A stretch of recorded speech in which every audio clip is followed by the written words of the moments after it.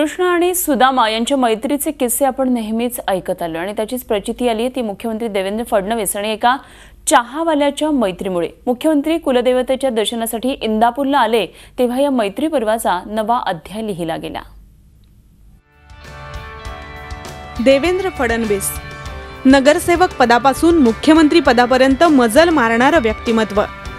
राज्याच्या राजकारणात त्यांनी विविध पद भूषवली।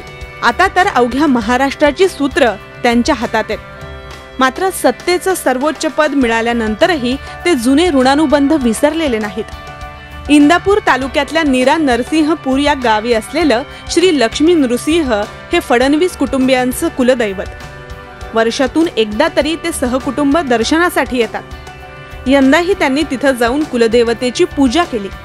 मंदिरातून बाहेर पडत असतानाच एका सामान्य माणसानं त्यांचा हात धरला आणि चहा पिण्याचा आग्रह केला। मुख्यमंत्र्यांनीही सर्व राजशिष्टाचार बाजूला ठेवून त्यांच्या निमंत्रणाचा स्वीकार केला।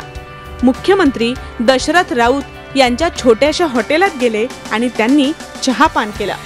जर वर्षी नरसिंहपूरला मुख्यमंत्री आल्यानंतर माझ्या दुकानात बसून दोन शब्द मला बोलून चहा पिऊन गेल्याशिवाय राहतच नव्हते। प्रत्येक वेळेस यायचेच। आजही माझ्या विनंतीला मान देऊन ते आले, चहा बसले, चहा घेतला आणि गेले। श्री लक्ष्मी नृसिंह मंदिरासमोरच दशरथ राऊत यांचं हॉटेल आहे। फडणवीस तिथं आले की राऊत यांच्या हॉटेलात जाऊन चहा पितात। दोघांमध्ये जणू जिव्हाळ्याचं नातं निर्माण झालंय। त्यामुळेच की काय मुख्यमंत्री झाल्यानंतरही हे मैत्रीचं नातं त्यांनी जपलंय। जावेद मुलानीसह bureau report, Zee media, Indapur. Zee 24 तास रहा एक पाऊल पुढे।